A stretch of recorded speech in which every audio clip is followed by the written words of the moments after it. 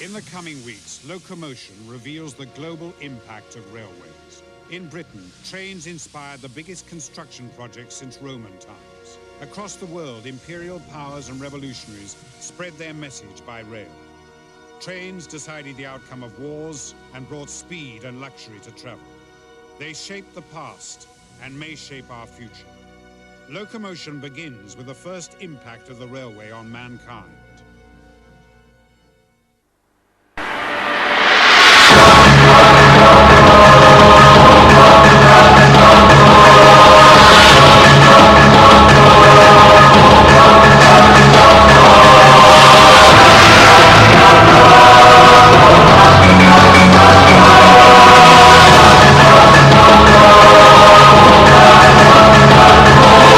La locomoción.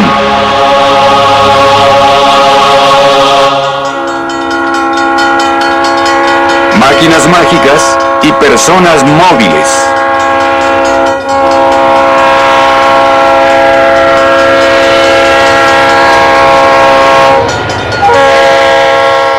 En el principio, el hombre descubrió el fuego e inventó la rueda. Miles de años después llegó el ferrocarril. Desde ese entonces, el mundo entró a una nueva era.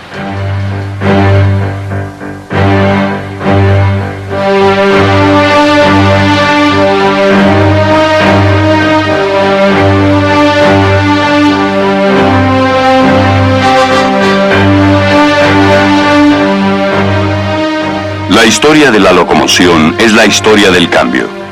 El hombre creó el ferrocarril y descubrió que tenía que aceptarlo. La combinación del vapor y el hierro fue una fórmula mágica que movilizaría el presente y transformaría el futuro.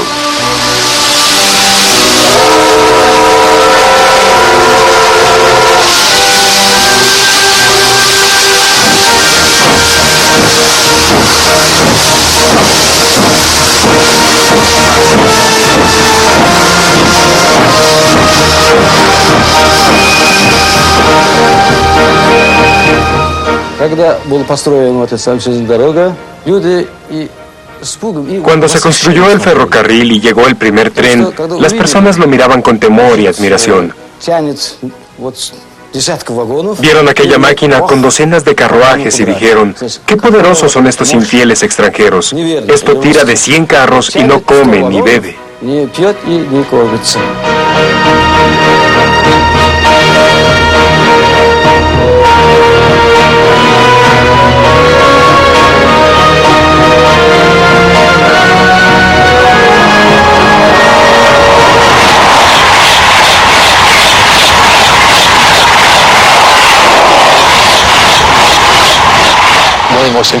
Una de las cosas más interesantes en la literatura de los ferrocarriles son los comentarios sobre la velocidad.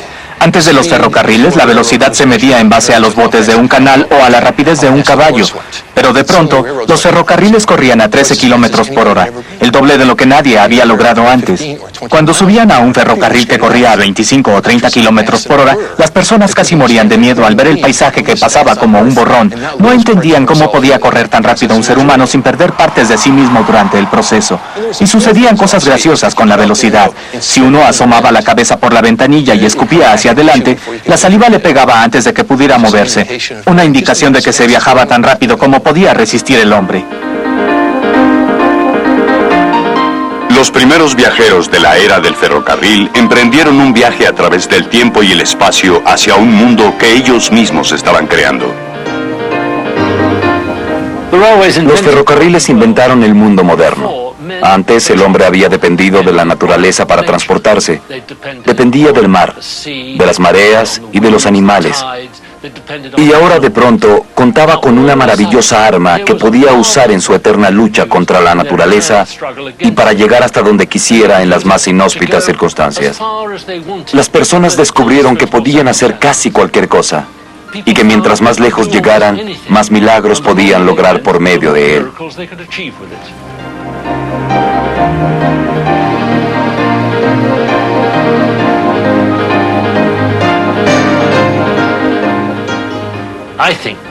Creo que lo más milagroso de los ferrocarriles fue lo rápido que triunfaron sobre los más extraordinarios obstáculos. En un lapso de 10, 20 o 30 años, conquistaron los Apalaches, lo que se suponía que era imposible. Llegaron a conquistar las Rocallosas y hasta los Andes. Llegaron a subir hasta los 5.000 metros en los Andes en solo 30 o 40 años. El hombre dominó a la naturaleza de un modo que nadie soñó que fuera posible.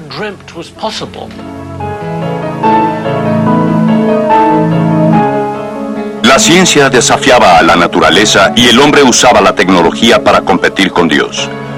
La gloria del hombre en la era del ferrocarril rompió el orden natural que hasta entonces había dominado las vidas de las personas.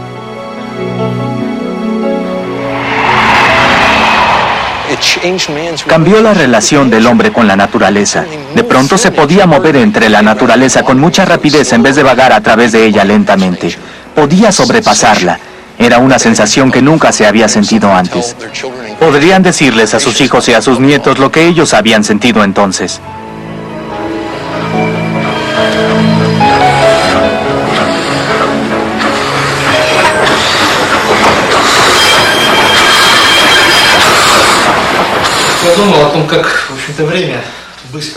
Es asombroso cómo pasa el tiempo. A principios del siglo, el ferrocarril nos parecía la maravilla de la época, un milagro de la tecnología. Al menos aquí en Siberia fue como una entrada al nuevo siglo, a una nueva civilización. Recuerdo cuando el ferrocarril apareció en esta área y los trenes se fueron. Realmente sentí ganas de irme en ellos. Era como el llamado de una desconocida lejanía. Realmente sentía que tenía que abordar ese tren. Me parecía que de algún modo, en algún lugar, habría lugares interesantes a los que podría llevarme.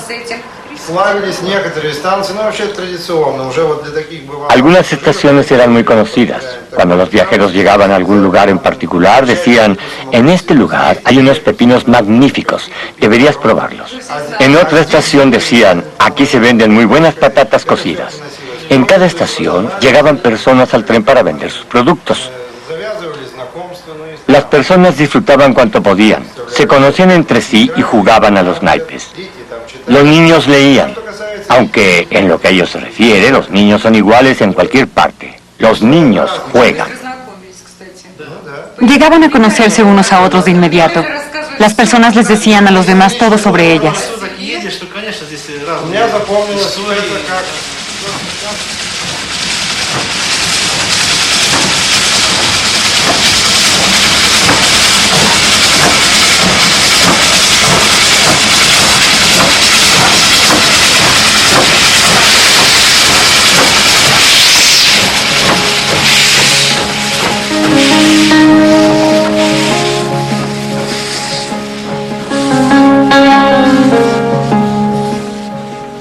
Desde el rocket de George Stephenson, los ferrocarriles inspiraban admiración y temor a donde quiera que iban.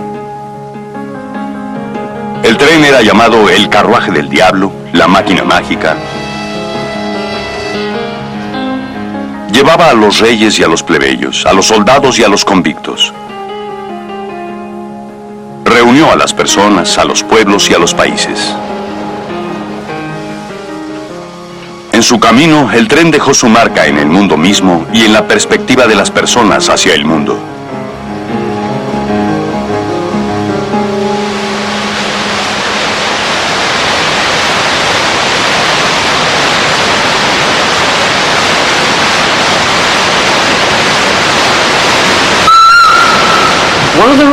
Uno de los más extraordinarios impactos del ferrocarril, que es muy difícil de definir, fue en cierta forma la deshumanización de los viajes, el alejamiento del paisaje.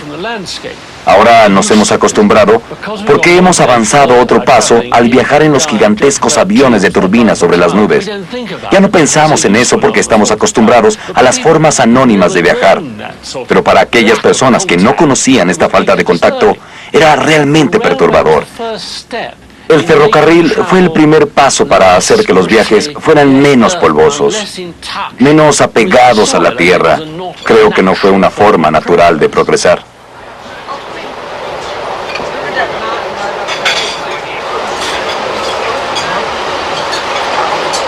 Seguramente aislado de los elementos, el expreso de los glaciares en Suiza cruza los paisajes. Encerrados en sus comodidades, sus pasajeros crean su propio mundo interno, en donde la naturaleza es solamente una decoración. En el nuevo mundo interior del tren, el paisaje ha quedado reducido a un accesorio disponible, pero fácilmente ignorado.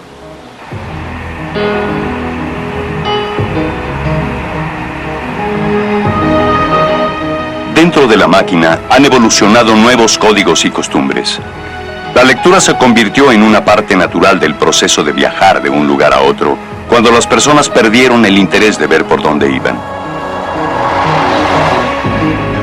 Los alimentos en el tren acentuaban la sensación de estar en una comunidad separada, avanzando por el espacio en su propio tiempo.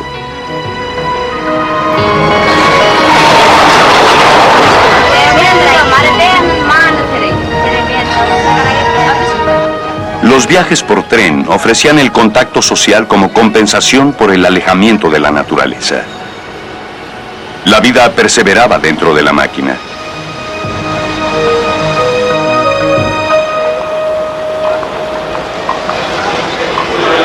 En todo el mundo, el movimiento de los ferrocarriles era masivo. Los pasajeros iban y venían juntos.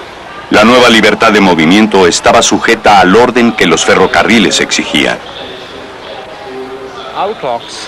Todos nuestros relojes están controlados por radio. Eso significa que en cada estación el tiempo es exactamente el mismo. En los ferrocarriles suizos, el tiempo es lo más importante que se puede imaginar, porque si los relojes no estuvieran a tiempo en los ferrocarriles, se perderían los itinerarios. Antes de la revolución industrial, antes de los ferrocarriles, las personas se guiaban por el tiempo local de sus lugares, de sus pueblos o sus ciudades. Pero los ferrocarriles necesitaban un tiempo uniforme, que resultó en una especie de disciplina industrial que tuvieron que imponer para operar los trenes con regularidad y ofrecer un servicio que las personas aceptaran. Así que lo que hicieron efectivamente fue imponer sus propios parámetros y su propia disciplina. Y así, para 1850 en Inglaterra y 1880 en los Estados Unidos, ya existía un tiempo uniforme en los ferrocarriles. Los ferrocarriles tenían que operar al minuto para prevenir los accidentes. Para hacer conexiones entre unos y otros tuvieron que redefinir el tiempo. Inicialmente lo hicieron colocando relojes en las estaciones que se convirtieron en el tiempo del ferrocarril. La estación se convirtió en el centro de los pueblos y aldeas. Era el lugar donde todo ocurría, a donde llegaban todas las noticias, donde se encontraba el telégrafo, donde llegaba la mercancía para las tiendas, donde llegaban los diarios y donde sucedía casi todo, de donde partían las personas y a donde se iba a recibir y a saludar a los amigos o a despedir a los amantes. Todo lo que sucedía tenía que ocurrir en la estación y tenía que hacerse a la hora de la llegada o la salida del tren, y así la hora de la estación se convirtió en el horario de referencia de todas las aldeas y los pueblos del país.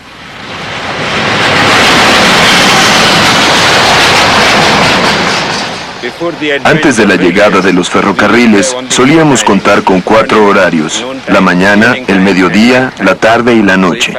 Cuando decíamos iré a tu casa mañana por la mañana, podía ser a cualquier hora entre las 8 y las 12 del día. Y si decíamos nos reuniremos mañana por la tarde, podía ser entre las 4 de la tarde y las 8 de la noche. Pero después de que llegaron los ferrocarriles, todo eso cambió. Si ahora le digo que iré a su casa por la tarde, tendrá que ser precisamente a las 6 o a las 6:30.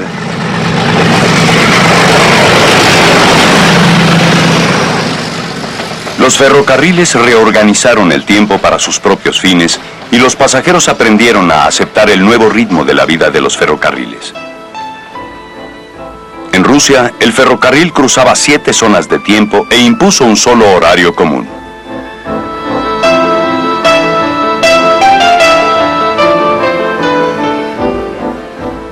En cualquier parte del Imperio ruso, en cualquier estación o tren, el horario era siempre el de Moscú.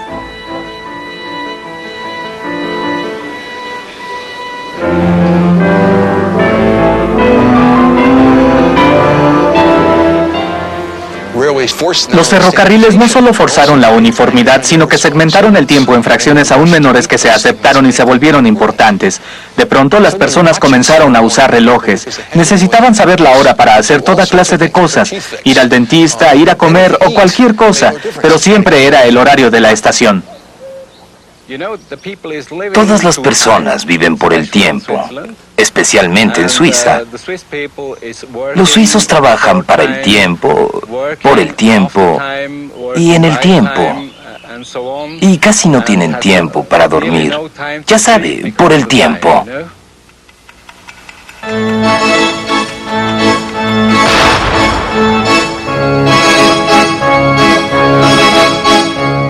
En América, cuando crecieron las exigencias de espacio habitable, los colonizadores emigraron hacia el oeste en busca de tierras.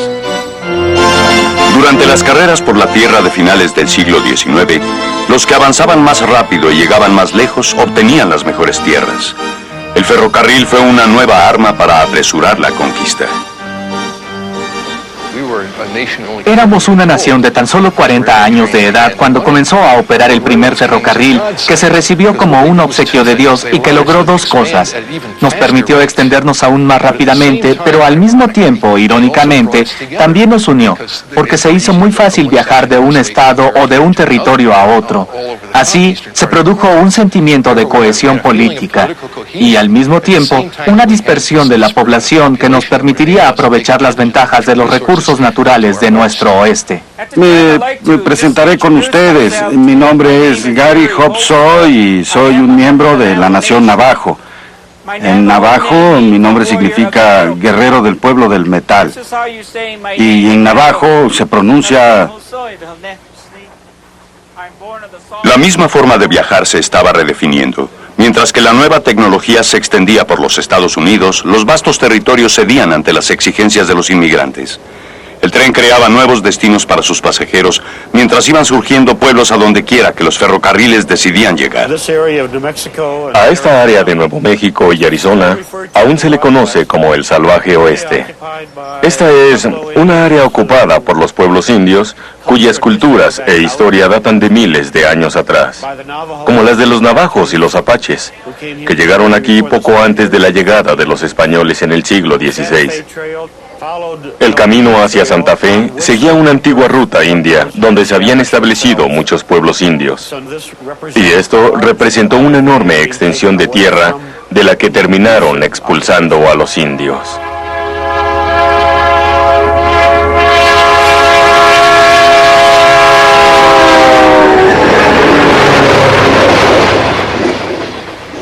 Los ferrocarriles remarcaban el hecho de que la línea cruzaba por territorios indios y lanzaron una campaña nacional de ventas anunciando los territorios indios.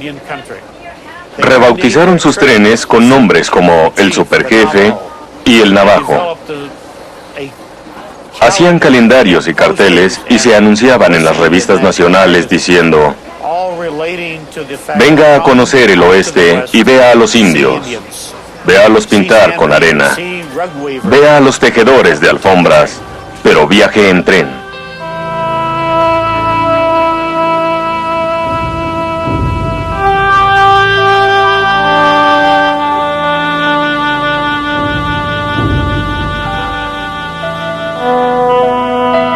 El ferrocarril de Santa Fe organizaba desviaciones para ofrecerles a los urbanizados norteamericanos una mirada hacia sus propios orígenes. Los nativos norteamericanos eran contratados como actores del espectáculo, mientras los viajeros tomaban los trenes no solo para transportarse, sino para buscar aventuras. Fue una campaña publicitaria nacional que promovía una imagen romántica de los indios y los representaba como los últimos nobles, pieles rojas. Esta es su oportunidad para venir a verlos sin temores hacia el oeste. Ya no es lo desconocido, es una hermosa área. Venga a verla, venga a visitarla. De pronto, los viajeros ya no eran aventureros ni tipos rudos que viajaban con sus familias dispuestos a enfrentar todos los peligros. Ahora podían viajar en un carro de ferrocarril durante 24 horas y llegar a algún lado en las fronteras de la civilización, y tenían tanta movilidad como la que tuvo Daniel Boone.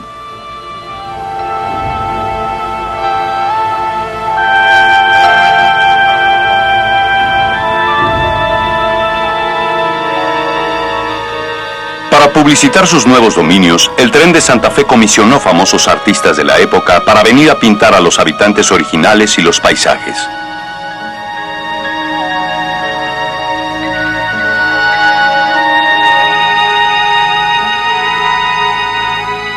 El suroeste y sus pueblos eran recreados en la imagen escogida por los ferrocarriles.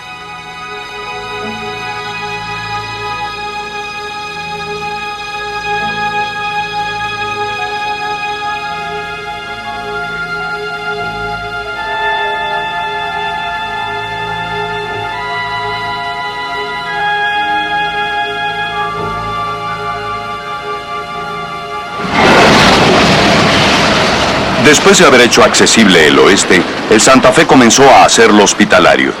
En 1878 contrataron al inglés Fred Harvey para alimentar a sus pasajeros rápidamente y con estilo. El ferrocarril quería viajes de primera clase.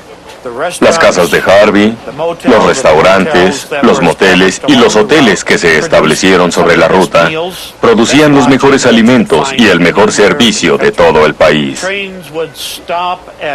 Los trenes se detenían en estas casas de Harvey. Bajaban cientos de personas para ser alimentadas y atendidas y volver al tren en menos de una hora. El siguiente tren llegaba 2 horas después y todo comenzaba de nuevo. Él quería que las chicas vistieran como monjas o enfermeras. El entrenamiento era estricto, muy estricto. La señorita Jenny era la jefa de meseras y llevaba 44 años trabajando con Fred Harvey. La señorita Jenny no me permitía atender el comedor con frecuencia. Yo no le parecía suficientemente agraciada. Nos mantenían muy ocupadas sirviendo a las personas, doblando las servilletas y asegurándonos de que todo estuviera en perfecto orden. Y aún ahora, cuando voy a algún lado, me molesta cuando algo no está en orden, porque nuestro entrenamiento fue muy intenso en ese sentido. Los cubiertos se pulían perfectamente. Las servilletas se doblaban de cierta forma. Las mesas tenían que estar bien montadas, muy bien montadas. Los faroles venían de Irlanda. Se servían unos hermosos banquetes. Realmente eran los centros culturales de todos los pequeños pueblos de la ruta. ¿Está todo bien? Sí, gracias. ¿Ha terminado su postre? Sí, gracias. Gracias.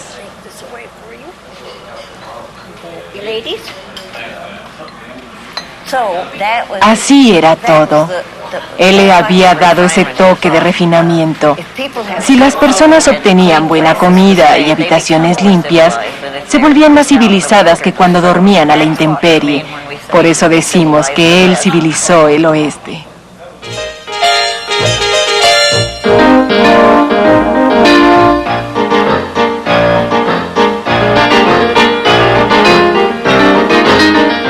El tren trajo aventuras para unos y holganza para otros. Los ricos europeos con dinero para gastar y tiempo para disfrutarlo pusieron de moda los viajes. En el tren azul de París a la costa solo había primera clase.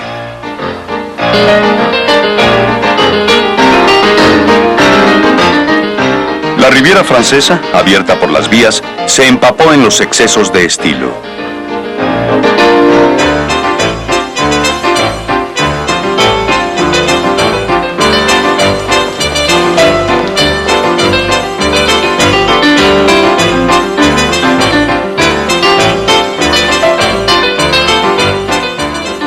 Los mimados pasajeros no tenían de qué preocuparse. Solo tenían que llegar a tenderse bajo el brillante sol del Mediterráneo, que ahora les era accesible gracias a la magia del tren.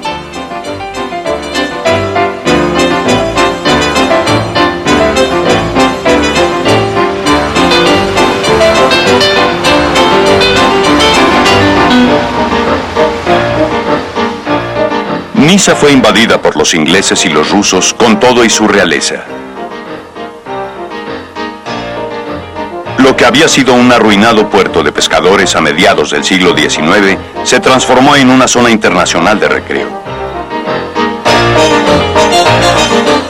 Las fronteras entre los países se hicieron invisibles para aquellos que podían evitar las estaciones y efectuar sus ritos sociales en el sur bajo el sol. Los ferrocarriles estaban modificando la geografía. Parecía que a donde quiera que llegara el tren, nada permanecería igual. Las vías férreas se vendían como la ola del futuro progreso, como un medio para obtener expansión, prosperidad y todas las cosas buenas de la vida.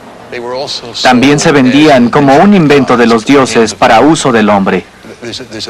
Existe cierto aspecto espiritual en las locomotoras de vapor. Era como si tuvieran vida propia y eran algo casi divino. Lo más interesante es que a las personas que operaban los ferrocarriles se les consideraba casi como deidades, porque podían controlar a la naturaleza compitiendo con Dios. Podían controlar las distancias y la movilidad les daba control sobre la prosperidad y todo lo que Dios había controlado. El público llegó a considerar que los ferrocarriles eran una intervención divina en la ciencia para la inalterable marcha hacia el progreso.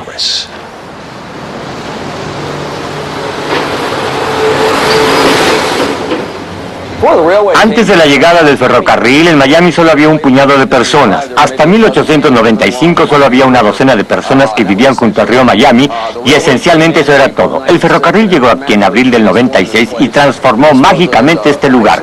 Esta era un área aislada y dominada por los Everglades, con un puñado de personas que vivían junto a dos de los canales. Aquí no hubo nada hasta finales del siglo XIX.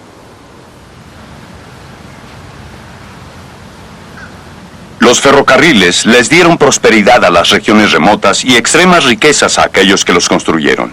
En la década de 1890, Henry Flagler, un petrolero millonario, se dispuso a crear una moderna Florida y la construyó con los ferrocarriles. En cuanto a la importancia de Flagler en la Florida, no se puede decir que se ha exagerado.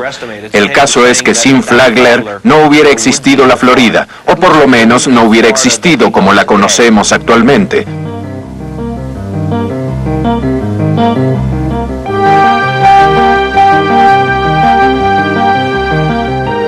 Flagler soñaba con su versión del paraíso y contaba con el dinero para hacerla realidad. Él creó una línea de ferrocarril desde Jacksonville hasta el extremo sur de la Florida en Key West, sobre las islas y el océano. Eventualmente hubo botes que llevaban a las personas a La Habana en Cuba y a las Bahamas. Pensaba que a la larga, su línea ferroviaria crearía una línea de transportación con el Canal de Panamá, que estaba en construcción, y sería una de las mayores líneas para el avance de todo el país. Esto es lo que decía un periodista del Times. Las cifras por sí mismas no pueden darnos una idea adecuada de la magnitud de la obra de Flagler, que ha invertido $41 millones en la Florida, 18 millones en el ferrocarril, 10 millones en la extensión del Key West y 12 millones en hoteles. Sencillamente, Flagler ha construido la costa oriental de la Florida. En la isla de Palm Beach solo había una huerta de cocos. Entonces llegó Flagler. Creó el lugar de veraneo más exclusivo de Norteamérica y construyó el Hotel Breakers como un santuario para sus amigos millonarios.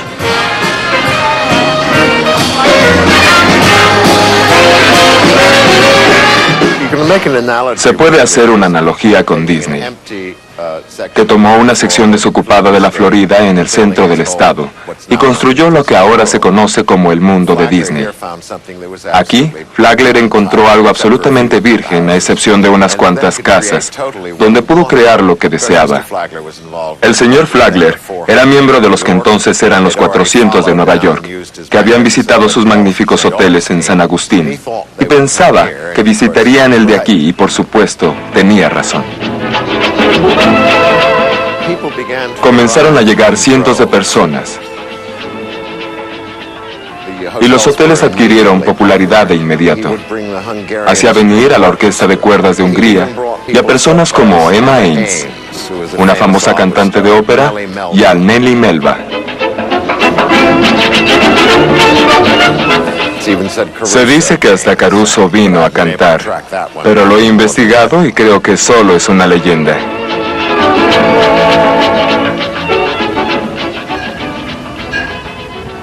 Las ideas de Flagler fueron una mina de oro, y sus ferrocarriles iniciaron el turismo en Florida. Pero no vivió para ver su campo de juegos para ricos abierto al público. En esa época, las personas que venían a vacacionar traían mucho dinero y llegaban a quedarse toda la temporada. Inicialmente, su concepto era que vengan nuestros amigos adinerados. Pronto se dieron cuenta de que para que todos estos hoteles funcionaran, tenían que traer a todo el mundo. Agregaron carros a los trenes originales de primera clase para que aquellos que no podían pagarla pudieran venir en esos nuevos carros. Tenían tarifas para buscadores de casas, para excursionistas. Su lema era: tráiganlos a todos, que vengan a gastar su dinero, pero por Dios, tráiganlos a todos.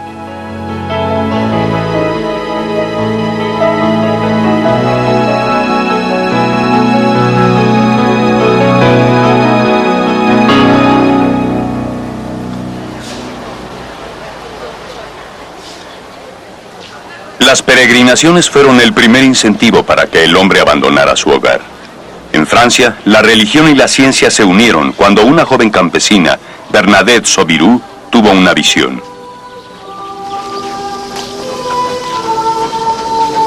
El ferrocarril que se estaba construyendo desde Bayonne a Toulouse fue desviado hacia el santuario y fue inaugurado simultáneamente con la gruta en 1866. Lourdes no volvió a ser igual.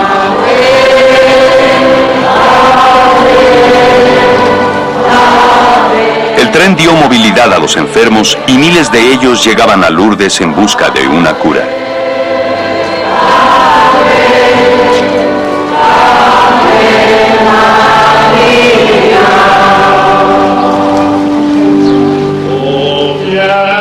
Se adaptaron especialmente carros blancos como ambulancias para satisfacer las demandas, y los sacerdotes celebraban servicios móviles en la ruta.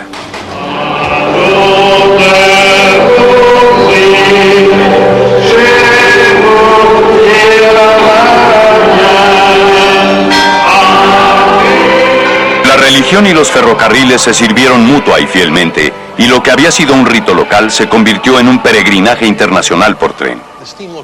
En la antesala del progreso y la promesa del futuro, las personas consideraban a la locomotora de vapor como un aspecto espiritual de Dios. Había algo de divino en el diseño de la locomotora y se menciona en la literatura que la locomotora había sido un obsequio especial de Dios para llevar a las personas hasta la tierra prometida. La tierra prometida podía estar en el oeste, en algún lugar de las praderas o detrás de las montañas, pero era la tierra prometida.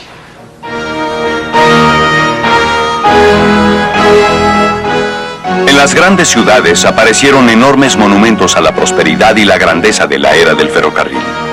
Las estaciones eran las catedrales de la época. Las ciudades competían entre sí para crear estos altares a los logros y las aspiraciones.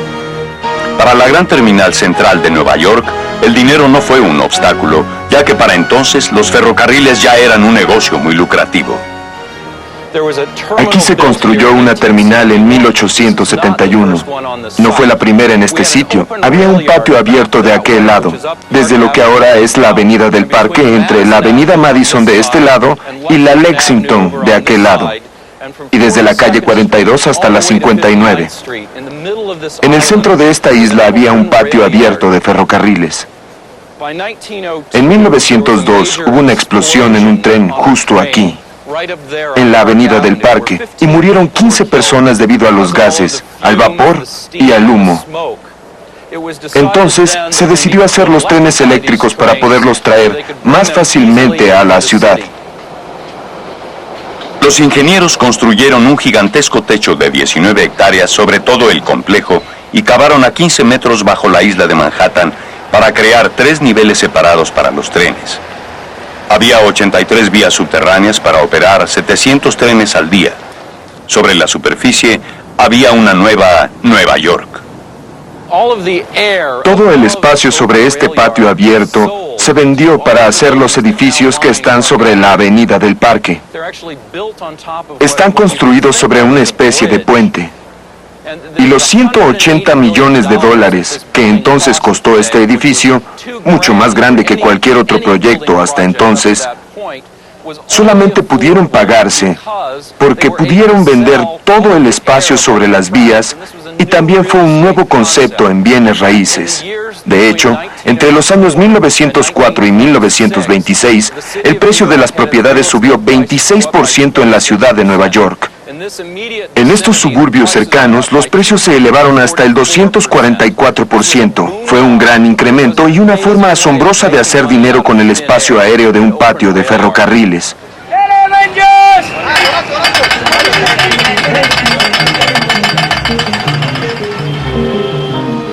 En Bombay, los británicos construyeron un monumento a la estabilidad del poder imperial, pero dejaron un templo a la movilidad de la era del ferrocarril.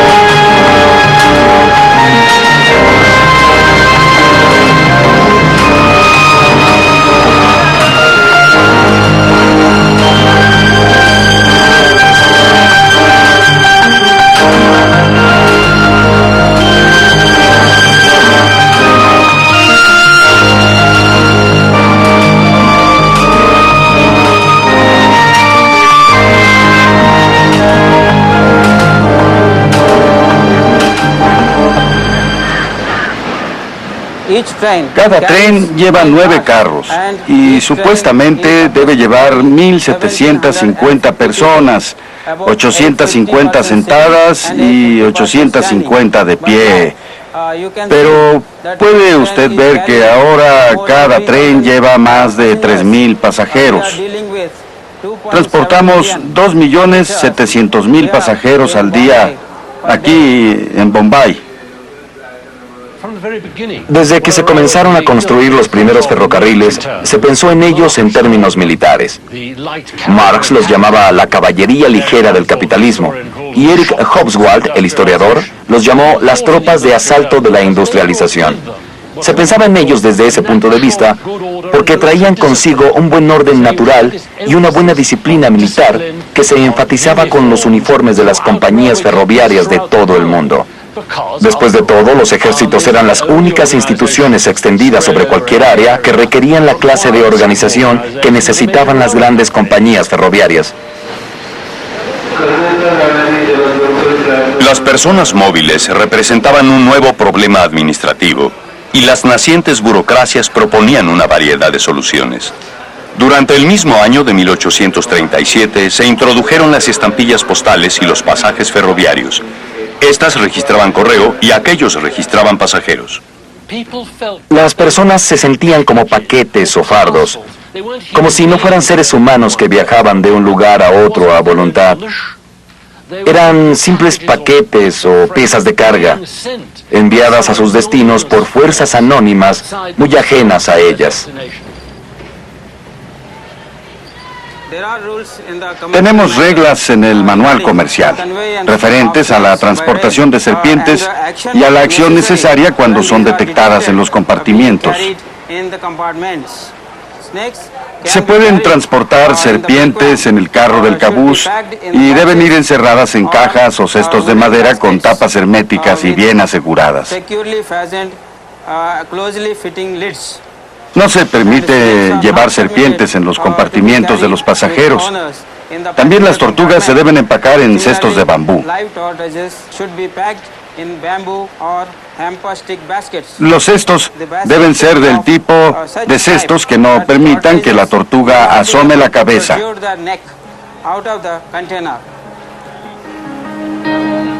Se permiten reses hasta de 76 centímetros de altura.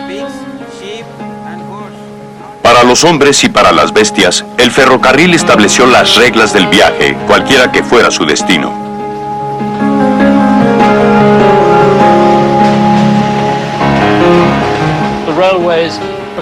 Los ferrocarriles acortaron las distancias, restándoles importancia a las pequeñas comunidades intermedias.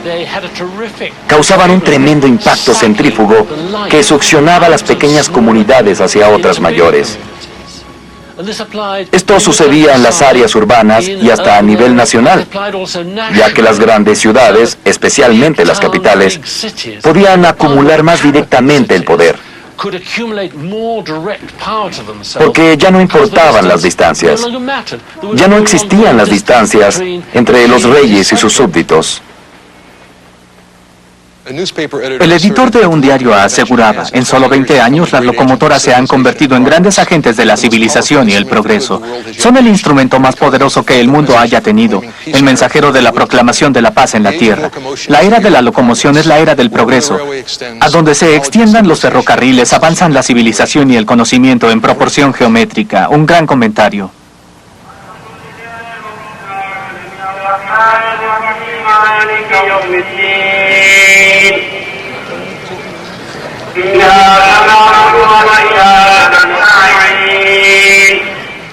En el Asia Central, el ferrocarril llegó con los conquistadores rusos a finales del siglo XIX.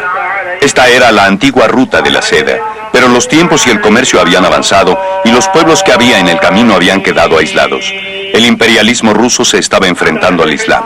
Los musulmanes dominaban a intervalos la ruta de la seda. Las antiguas ciudades como Samarcanda y su vecina Bokhara estaban aún más divididas que la Meca y Medina.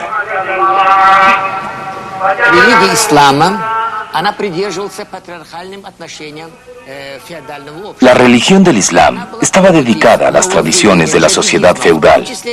Estaba en contra de las innovaciones y especialmente la introducción de los ferrocarriles. Los musulmanes los asociaban con los infieles rusos y trataron por todos los medios posibles de evitar la construcción de ferrocarriles aquí, en el Asia Central. Se pronunciaban discursos en su contra y en 1916 comenzaron a destruir las construcciones de los ferrocarriles en Yisak, en Krasnovodsk y en varias otras regiones.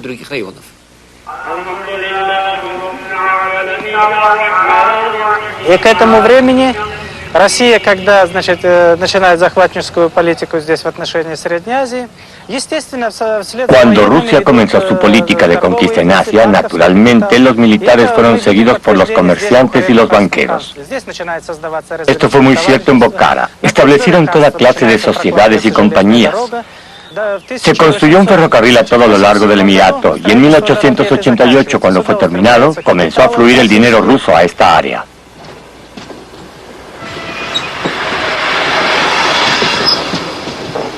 Los trenes traían consigo el equipaje de la occidentalización, pero no todos los gobernantes regionales se sentían amenazados.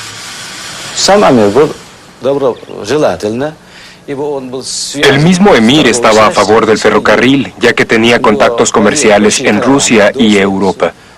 Enviaba sus caravanas a Rusia y le interesaba mucho el ferrocarril que le ayudaría a incrementar sus negocios con el transporte y las comunicaciones. A algunos de los mayores comerciantes de Rusia les interesaba que el ferrocarril cruzara por Bokhara. Pero los dirigentes islámicos insistían en que la línea no debería cruzar el pueblo, sino rodearlo. Así que la estación fue construida a 19 kilómetros de Bokhara, en Kagan.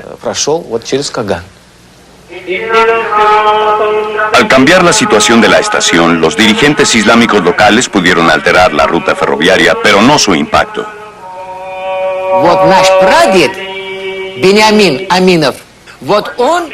Mi bisabuelo, Benjamin Aminov, y otros judíos de Bokhara vendían vinos y licores a los soldados rusos. A finales del siglo XIX, antes de la llegada del ferrocarril, mis ancestros tenían que transportar el equipo de las destilerías en camello. Pero a principios del siglo XX, gracias al ferrocarril, pudieron traer equipos nuevos desde Berlín a un costo mucho menor y sin tantos problemas. La construcción del ferrocarril fue muy importante para mi familia.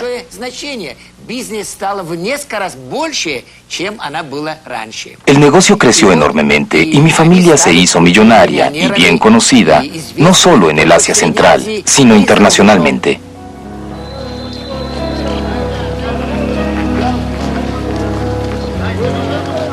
Los trenes viajaban por los 5 continentes, llevando con ellos las imágenes y los sonidos de un mundo más amplio y terminando con el mundo que las personas habían conocido.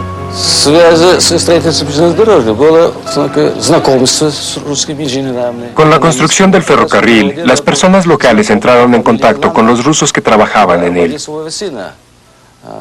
Mi abuelo conoció a un ingeniero ruso llamado Lampen y llevó a su hijo adolescente a la casa del ingeniero. Cuando el muchacho vio a las 3 hijas del ingeniero, quedó impresionado por lo bellas que eran. Siempre le habían dicho que esas mujeres se iban al infierno, pero al ver a aquellas chicas hermosas como sirenas, pensó, ¿cómo podrían ir al infierno unas criaturas tan bellas? Desde entonces no volvió a creer en nada de lo que sus padres le enseñaban.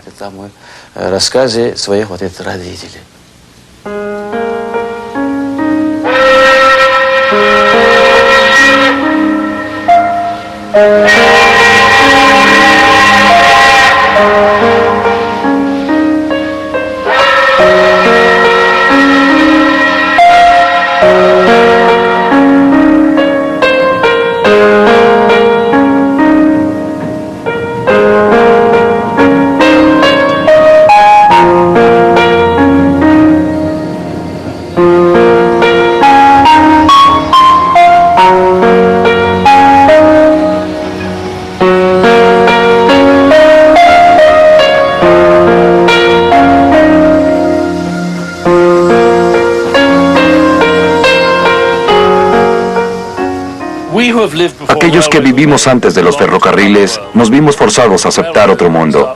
Los ferrocarriles comenzaron la nueva era y nosotros, de mayor edad, pertenecemos a los nuevos tiempos y a los antiguos. Nosotros que vivimos antes del ferrocarril y que hemos sobrevivido al antiguo mundo, somos como el padre Noé y su familia cuando abandonaron el arca. Los niños llegan con los patriarcas y dicen, abuelo, dinos algo sobre el viejo mundo. Y nosotros les diremos una a una nuestras viejas historias. Pronto seremos menos y seremos viejos y enfermizos. Quedaremos unos 10 preferrocarrileros, después 3, luego 2, luego 1 y al final ninguno.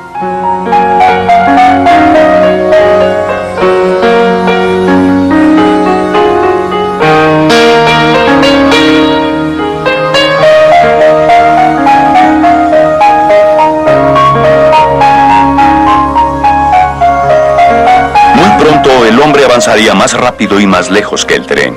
Ahora la ciencia y la tecnología estaban bajo control. La naturaleza ya no controlaba el destino de la humanidad, pero ningún impacto sería tan grande como el cambio que provocaron los ferrocarriles.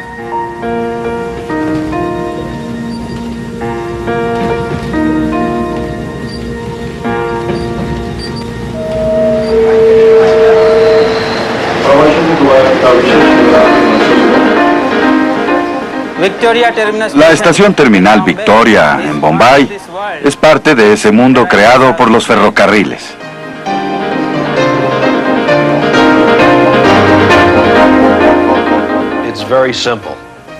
Es muy sencillo. Florida es una parte del mundo creado por los ferrocarriles.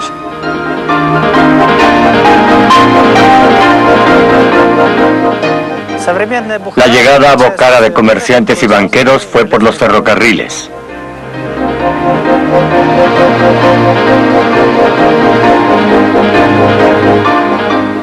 La gran terminal central es parte del mundo creado por los ferrocarriles.